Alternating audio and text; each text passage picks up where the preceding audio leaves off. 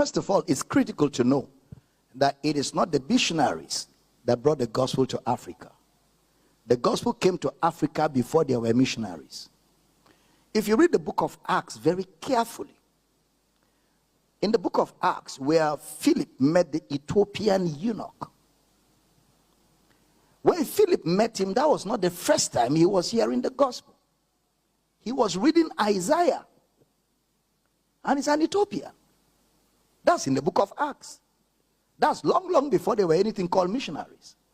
Which means that the gospel was already in Africa, right in Ethiopia here, in the book of Acts. In the book of Acts. So before finally the gospel went to Rome, where they killed the apostles of Christ, before it went to Rome, and from Rome went to the civilization of the West, it was already in Africa.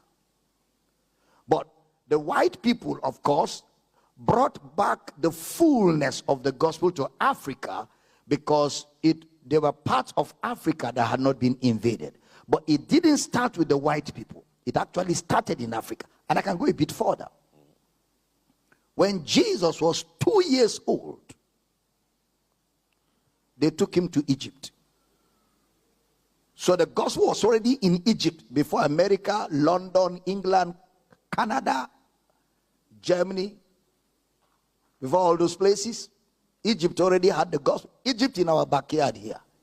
I gave you Ethiopia in Acts. I gave you Egypt.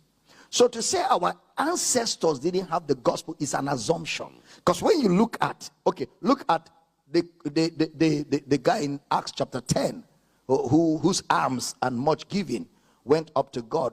Is it Cornelius? Yeah, Cornelius. He was not a Jew. He was not even a white person, an European.